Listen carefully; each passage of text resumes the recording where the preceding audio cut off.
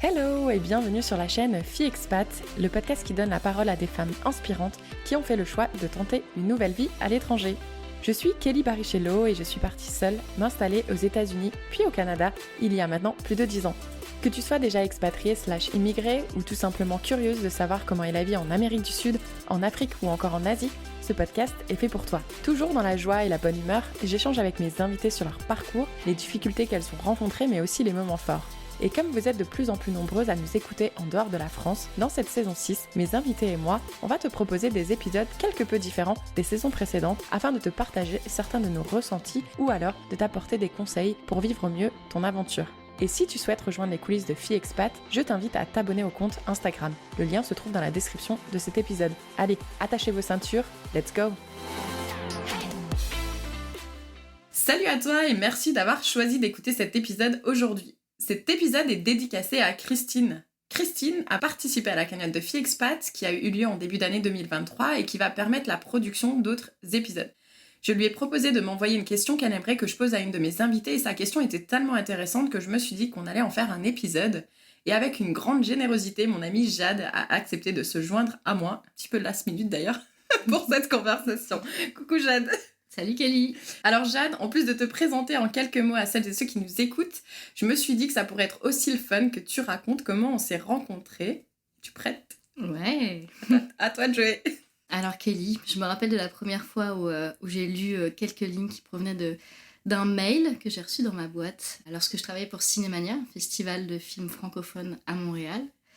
Et je sais pas pourquoi, mais dès que j'ai ouvert ton mail, je me suis dit ah ouais, c'est ouais, je te jure. Ça va être un super support pour moi. Ça va être parce que je me rappelle qu'on a reçu ta candidature vraiment un peu last minute, peut-être à même pas une semaine du début du festival. Donc j'avais déjà clos les inscriptions pour les bénévoles. Sauf qu'en dernière minute, on a toujours beaucoup de désistements. Et je me suis dit, bon, je me garde quand même un petit gap de personnes que je vais recruter en dernière minute. Et là, tu es apparu dans ma boîte. J'étais là, waouh, t'as lu le super-héros qui me l'envoie, c'est merveilleux. Et tu me disais que t'étais genre super disponible, super motivée. Et j'étais là, genre, mais c'est super génial. Excellent. Et du coup, je crois que tu t'es répondu vraiment genre dans l'heure ou un truc comme ça, parce que je savais que j'avais besoin de monde, surtout pour faire des arrivées invitées à l'aéroport. Oui. Et du coup, je me suis dit, mais c'est génial, elle a l'air d'être super à l'aise et d'avoir envie de faire des rencontres. Ça fait pas longtemps qu'elle est forcément sur Montréal, donc ça va aussi lui permettre de rencontrer du monde, d'être dans un flow, dans une dynamique qui est assez cool pendant le festival. Et donc, je t'ai appelée et ça a matché. Et je t'ai donné plein de missions. Elle m'a dit, tu peux arriver genre là cet après-midi? Viens me voir. Ok. Et t'es venue et je t'ai remis ton petit chandail, ton petit badge et c'était parti pour la Pas de badge, tu m'as donné mon badge le dernier jour. C'était pour que tu restes jusqu'au bout. Mais j'avais mon chandail. T'avais ton beau chandail Cinémania. Et après c'est parti, t'es resté avec moi un petit moment et c'était bien le fun. Et puis maintenant regarde, on est devenus amis. On est potes. Ouais, bon allez, maintenant dis-nous quitter quand même. Alors, donc moi j'ai 26 ans, je suis française et je suis arrivée à Montréal en septembre. J'ai direct commencé un job dans un festival de cinéma, parce que moi en fait j'ai un parcours en cinéma et en événementiel. Et donc je connaissais un petit peu Montréal parce que j'avais bougé à Montréal il y a 5 ans. Et là je revenais pour un PVT. Et donc j'ai commencé une nouvelle aventure il y a 6 mois à Montréal. Alors moi je viens de Normandie, j'ai grandi en Normandie, j'ai fait mes études à Paris et après Paris j'ai été sur Marseille et j'ai travaillé sur une série qui est un petit peu connue, qui a un petit peu duré quelques années dans le milieu de l'audiovisuel français, c'est Plus belle la vie. Donc j'ai travaillé 3 ans là-bas en production, j'ai aussi fait de la mise en scène, j'ai aussi fait un petit peu de réalisation, enfin j'ai un petit peu touché à tout là-bas. Est-ce que je suis la seule qui ait jamais regardé Plus belle la vie?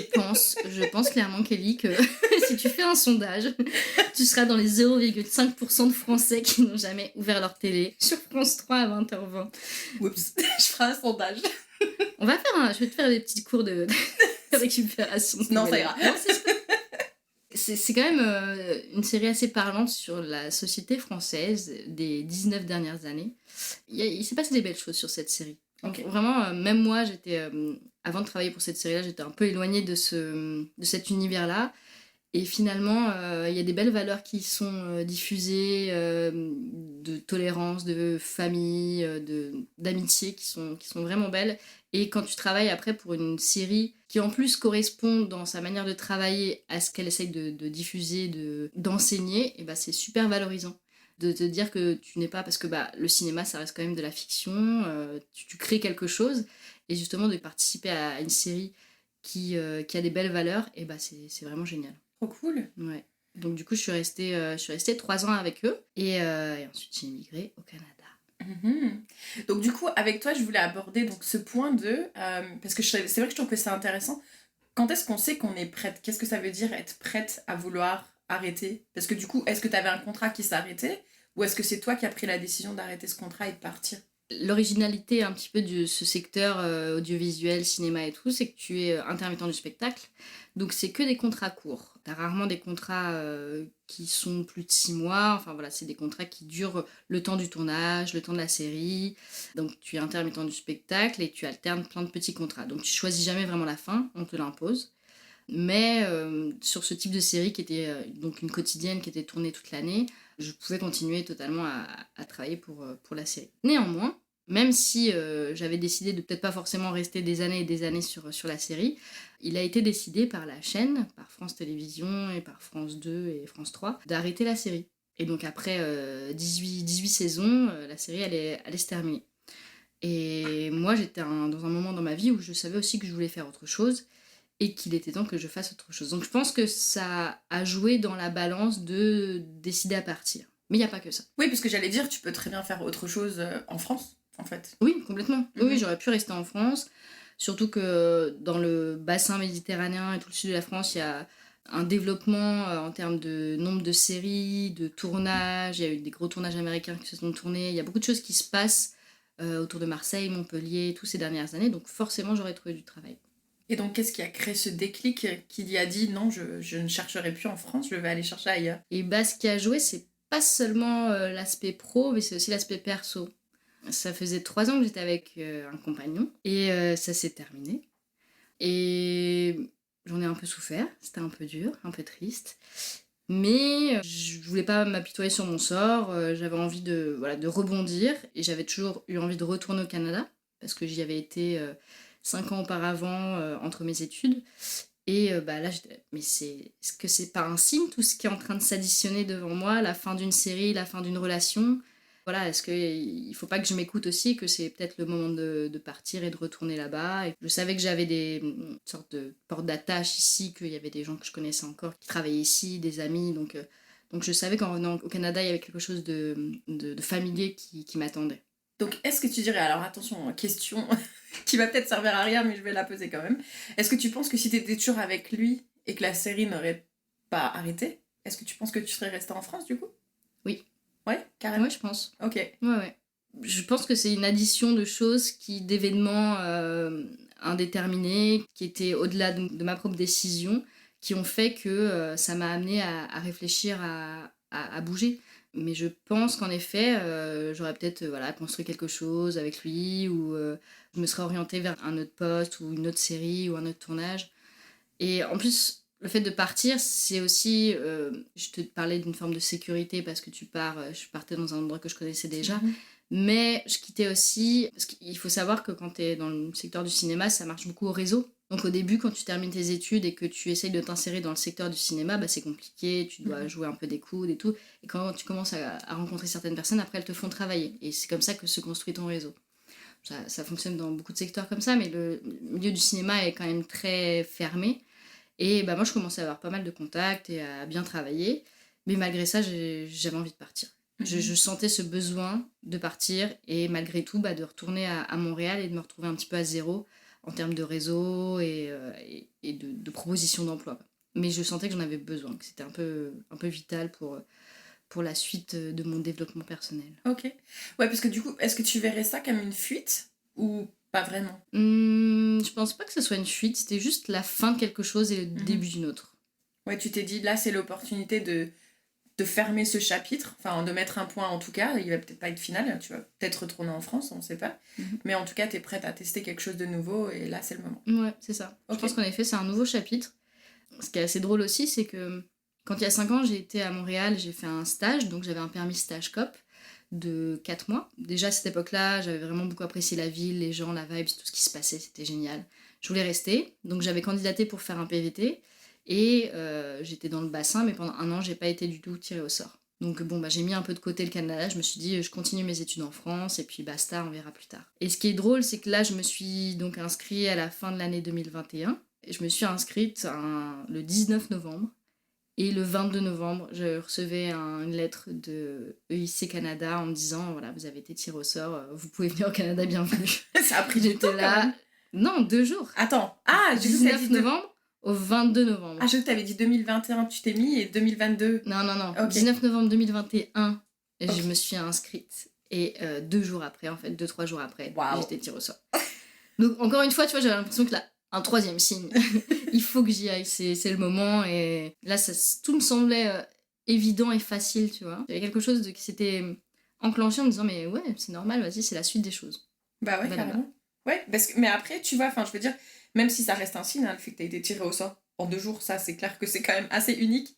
Mais t'as quand même été te mettre dans le bassin, en fait. T'as quand même fait cet effort d'aller chercher ce PVT, quoi. On n'a pas été me chercher non plus en me disant, viens... Quoique, c'est marrant parce que je voyais beaucoup de... Tu sais, il y a beaucoup de publicités parfois, beaucoup d'annonces qui mentionnent que le gouvernement canadien, québécois recherche des Français, venez, on est en recherche de main-d'œuvre et tout. Donc j'avais vu pas mal de petites infos comme ça sur Internet passer. Ouais, mais tu sais, ça, les algorithmes, une fois qu'ils voient que tu t'es arrêté sur un article, ils vont t'en remettre plein. N'est-ce pas? On le sait. On le sait, ça. On les surveille. Mais il s'est passé combien de temps entre le moment où tu t'es séparé de ton copain et le moment où t'as décidé de t'inscrire? Je crois 2 semaines. Ah ouais, c'était rapide. Ouais. Ok.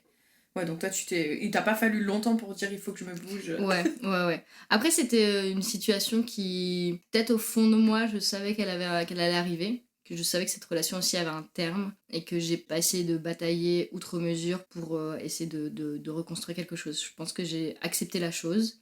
Je me suis dit, bon, c'est comme ça. Je pense que, en effet, on n'est pas fait pour être ensemble et qu'il y a plein de signes qui le démontraient.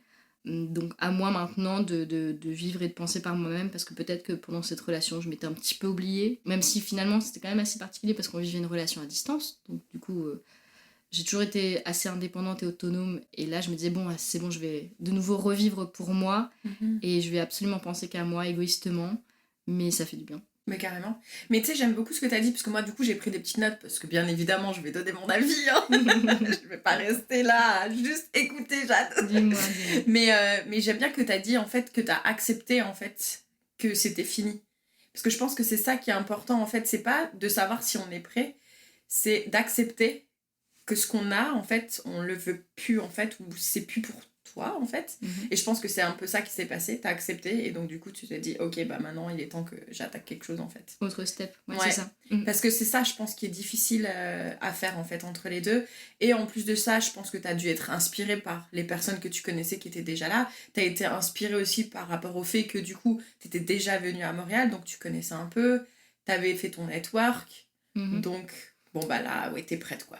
Oui, je savais que beaucoup d'expats étaient restés aussi, et que des gens que j'avais rencontrés à l'époque qui étaient en PVT ou en études, et ils ont tous renouvelé en prolongeant leur visa, quoi. Et c'est là que je me disais, c'est quand même qu'il y a un vrai intérêt à être là-bas, et moi-même je le sais que c'est une ville super attrayante, que les gens sont super ouverts, qu'il y a une énergie que j'aime, et c'est vrai que je regrette pas, et en France, c'était quand même un petit peu compliqué aussi au moment où je suis partie. En termes social, politique et tout, il y avait quand même une tension et une instabilité, une insécurité, quelque chose de pas très plaisant. Et quand tu arrives à Montréal, il y a cette forme d'optimisme, et justement aussi parce que tu es là dans un renouveau, et toi-même tu vois aussi les choses de manière très positive quand tu es dans un nouvel endroit. Tu as envie que tout soit waouh, quoi. Ouais, non, et c'est ce que j'ai vécu en plus, parce que je suis arrivée fin d'été. Et c'était une période exceptionnelle, il se passait encore plein de choses, c'était magnifique, Montréal, il faisait super beau, les gens étaient...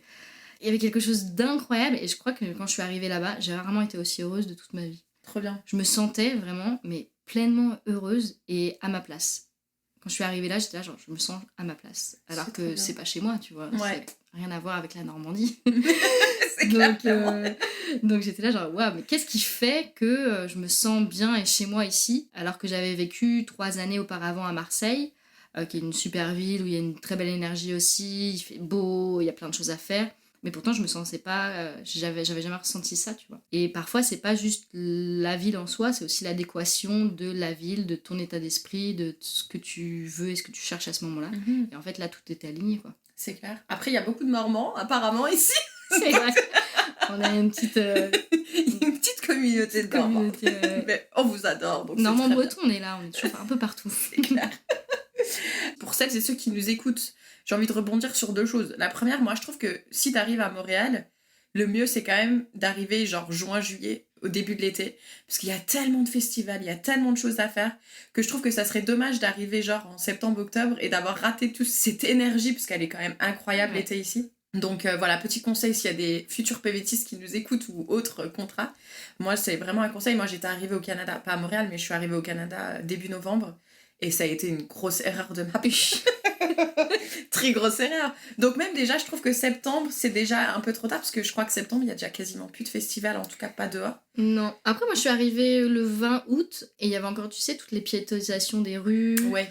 Il y avait encore... Mais on a eu il y un avait- bel été indien cette année. Donc, exceptionnel. ouais. Genre le mois de septembre, il a été incroyable. Je me suis baignée dans le Saint-Laurent au mois de septembre. Ouais. Il faisait super beau, non, c'était... Et Donc puis, oui, mi-août, c'est pas mal. Ouais. Ou sinon, comme tu dis, mai, juin... Et moi, ce que j'aime bien juin, c'est que déjà, t'as la fête du Québec. Ouais. Et puis, le 1er juillet, t'as la fête du Canada, même Mm. si, quoique ici, ils le fêtent pas trop. Du coup, au Québec, comme ils ont leur fête Mm. le vendredi d'avant. Mais je trouve que c'est des moments intéressants à expérimenter si t'arrives. Et puis, au moins, ça te permet de vite rencontrer du monde et être vraiment dans cette énergie positive, ensoleillée, etc., etc. Et l'autre truc que je voulais rebondir aussi, c'est parce que t'as dit que... Enfin, tu vois, tu connaissais des gens qui sont arrivés, qui sont jamais repartis. Au contraire, ils essayaient de rester plus longtemps. Si quelqu'un nous écoute et qui est arrivé, que ce soit à Montréal, au Canada ou dans un autre pays du monde, et qui, au bout de quelques semaines, a dû rentrer, s'il te plaît, contacte-moi, car j'essaie vraiment de trouver une personne qui a vécu ça pour essayer de comprendre pourquoi elle l'a vécu, et j'arrive pas à en trouver. Mais j'en suis sûre que ça existe. Donc, s'il te plaît, si tu pouvais m'écrire sur Instagram, je serais ravie de te tendre mon micro si tu es ok de passer derrière mon micro. Et donc, du coup, moi, j'avais pris comme petite note. Alors, en fait, parce que moi, du coup, j'ai répondu à Christine qui m'a demandé de poser la question à mon invité et je lui ai dit, si je peux me permettre, je vais te donner mon point de vue. Et là, maintenant, je vais me permettre de le dire à tout le monde. Je lui ai marqué, on ne sait jamais si on est prête. Mais en fait, je pense que l'on est consciente que l'on veut avancer. Donc, tu vois, ça se rapproche à ce que tu as dit. Ne pas rester dans un quotidien qui ne nous plaît plus. On accepte aussi qu'on est entièrement responsable de sa propre vie. Peu importe notre situation, on est quand même responsable. Malgré nos bagages, malgré nos contraintes, c'est nous notre propre héros. Je l'ai déjà dit dans d'autres épisodes de podcast. On a compris qu'on n'a qu'une vie. Et ça, mais moi, je l'ai compris. C'est en lisant des livres, en écoutant des podcasts, en allant à des conférences, en me faisant inspirer, en fait. Parce que c'est pas évident, je trouve, de comprendre qu'on n'a qu'une seule vie, mais pour de vrai, en fait. C'est qu'elle passe vite, en plus. Donc, il faut vraiment le comprendre en s'inspirant, faire attention de qui on s'entoure. Parce que quand on commence justement à penser peut-être vouloir partir, et ben on peut avoir des personnes autour de nous qui vont nous projeter leurs peurs, qui vont nous projeter leurs craintes, qui vont pas comprendre. Donc ça, c'est pas forcément un discours qui vont nous inciter à vouloir partir. Donc moi, je dis, il faut vraiment faire attention à ça. Et puis, il faut accepter qu'on veut tenter une nouvelle aventure et que c'est OK si ça se passe mal parce qu'en fait, on pourra toujours revenir. On a la chance d'avoir un pays qui pourra toujours nous accueillir si on veut revenir. Donc, il faut peut-être un peu... peut-être prendre un peu de recul par rapport à ça et se dire, ben, même si je me sens pas prête, ben, c'est pas grave, je vais quand même tenter l'aventure et puis si ça se passe mal, ben, je rentrerai. Le seul truc, c'est que du coup, il faut avoir un petit peu d'argent de côté parce qu'en fonction du pays où on va, ça peut coûter cher. Donc, c'est pour ça qu'un projet d'expatriation, d'ailleurs, ça se prépare. On part pas comme ça du jour au lendemain. Enfin, même si toi, c'était très rapide. Mais toi, tu le pouvais parce que tu connaissais des gens, tu avais du network, tu savais que tu allais vite retrouver du travail. Et puis, tu avais surtout un permis de travail qui allait te permettre de travailler immédiatement. Donc, ça, c'est cool. Donc, du coup, si toi, tu voudrais justement donner un petit mot à Christine, qu'est-ce que tu lui dirais ? Je pourrais dire à Christine qu'en effet, comme tu l'as indiqué juste avant, je pense qu'on n'est jamais sûr d'être prêt à partir. On a toujours des doutes. On ne peut jamais les éliminer complètement. Il faut juste en effet se dire que ces doutes-là sont moindres par rapport à tout ce qu'on va vivre par la suite et que c'est jamais un aller sans retour. En effet, tu peux toujours revenir Et il y a toujours moyen de partir ailleurs ou de faire autre chose. Ou... Comme tu dis, on est tellement chanceux d'être dans des conditions qui nous permettent déjà de voyager, qui nous permettent vraiment parfois de se réorienter aussi professionnellement et de ne pas avoir peur de ça. Et d'être accompagné aussi, tellement d'organismes, tellement de gens qui en parlent que voilà, c'est bien de se laisser inspirer. Franchement, c'est génial aussi de lire et de voir ce qu'ont fait d'autres gens. Mais il faut aussi se poser les questions à soi-même. En effet, comme tu dis, voilà, c'est ton expatriation, tu le vis aussi avec toi-même. Savoir si, comme tu le mentionnais aussi, est-ce que c'est une fuite? Est-ce que c'est une nouvelle étape? Est-ce que c'est quelque chose que tu veux construire, complètement reconstruire? Donc il faut se poser plein de belles questions, de bonnes questions. Ne pas avoir peur de répondre à côté ou voilà, même se tromper, c'est quelque chose qui est totalement accepté. C'est clair. Et se foutre du regard des gens aussi, parce que aussi. Je pense que des fois c'est pour ça aussi qu'on a peur de faire, parce qu'on se dit si je rate mon truc, ouais, complètement. Qu'est-ce que les gens vont penser de moi? En fait, on s'en fout de ce qu'ils pensent les gens. Complètement. Non mais c'est vrai. Complètement, on s'en fout. Tu le vis pour toi, hein. Tu le vis pour toi et c'est quelque chose de tellement beau aussi parce que de sortir de sa zone de confort, de sortir de ce que tu as pu connaître avant, bah c'est là que tu apprends à te connaître complètement. Tu apprends à te connaître, tu apprends à appréhender aussi tes désirs, tes volontés, tes rêves, tu vois, vraiment accepter tout ça. Parce que si tu restes dans une forme de continuité et de routine, je dis pas que la routine c'est mauvais, hein, mais ça peut créer à un moment donné peut-être une forme de frustration et des questionnements que tu pourras avoir par la suite. Pourquoi je ne l'ai pas fait à ce moment-là? Est-ce que maintenant c'est trop tard? Est-ce que je peux me permettre de le faire parce que j'ai évolué dans tel ou tel travail? Je pense qu'il n'y a pas de bon ou mauvais moment pour partir. Comme on le dit depuis tout à l'heure, c'est quelque chose que tu dois process avec toi-même et que voilà, si c'était pas le bon moment, bah, c'est pas grave. Franchement. Exactement. Essayer de comprendre vraiment ce que tu recherches. Est-ce que c'est de la nouveauté? Est-ce que c'est un changement de décor?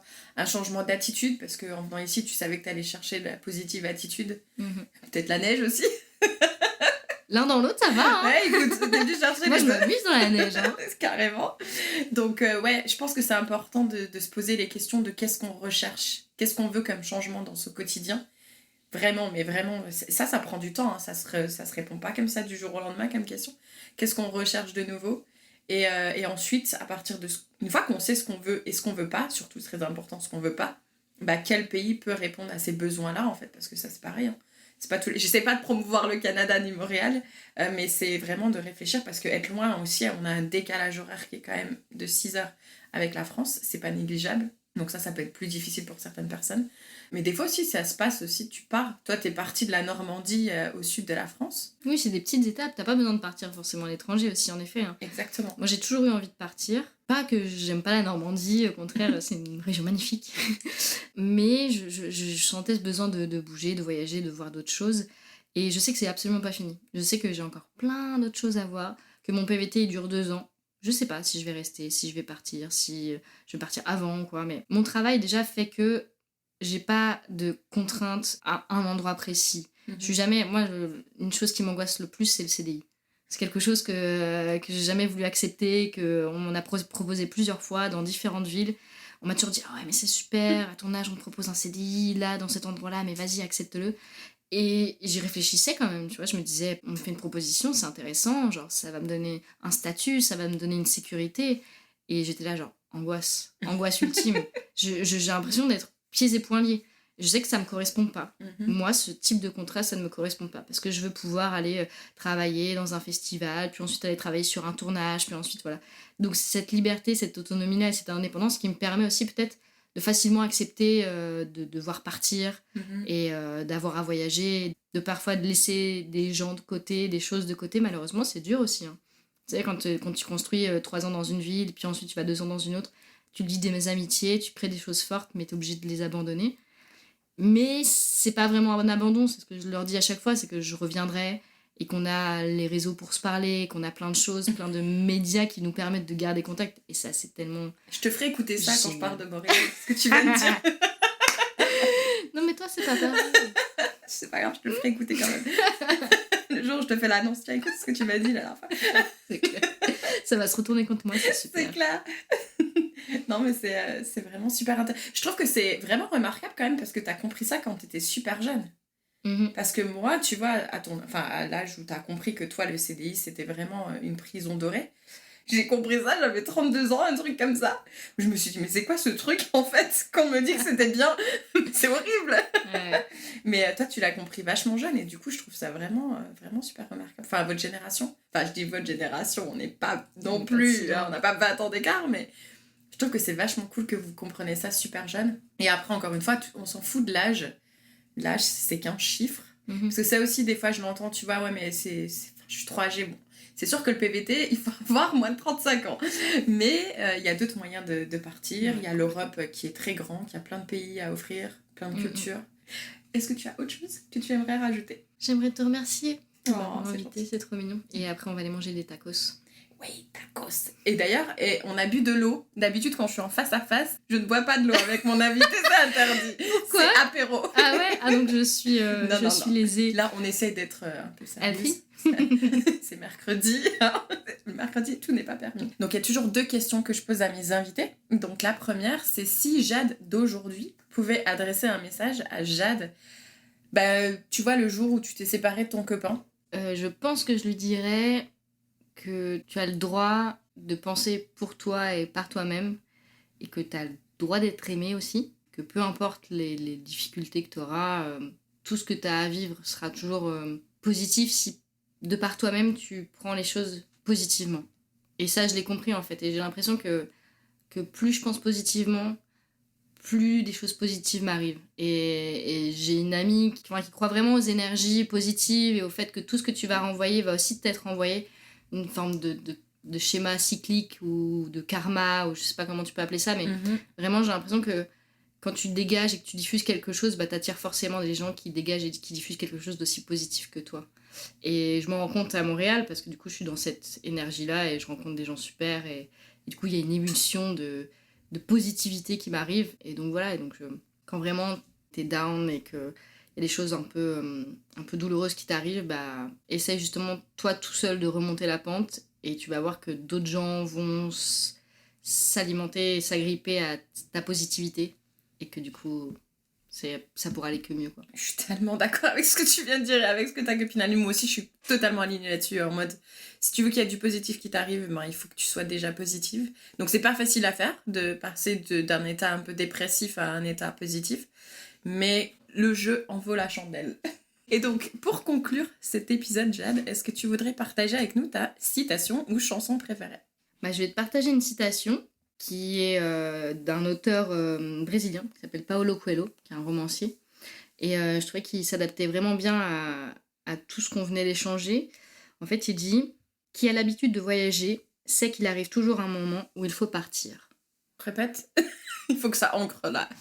Qui a l'habitude de voyager sait qu'il arrive toujours un moment où il faut partir. Ah, ok. Pour moi, ça sous-entend le fait que t'as toujours un moment où tu dois quitter quelque chose pour redécouvrir quelque chose de nouveau. Mais partir, je pense que c'est pas dans le sens forcément partir physiquement, tu vois. Ça peut être aussi un état d'esprit, ça peut être aussi une manière de voir les choses.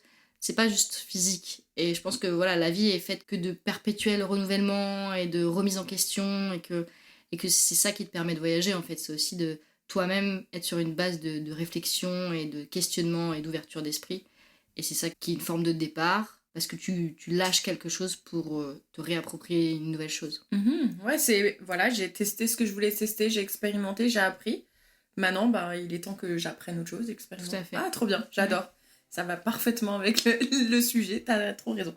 Et merci beaucoup. Et puis pour toutes celles et ceux qui nous ont écoutés jusqu'au bout, n'oubliez pas qu'en 2023, on peut noter un podcast si on l'a aimé sur Spotify et Apple Podcast en mettant des étoiles. Donc n'hésitez pas à faire ça pour remercier Jade d'avoir partagé son expérience. Et puis c'est parti pour l'apéro et les tacos. Yeah. Adios.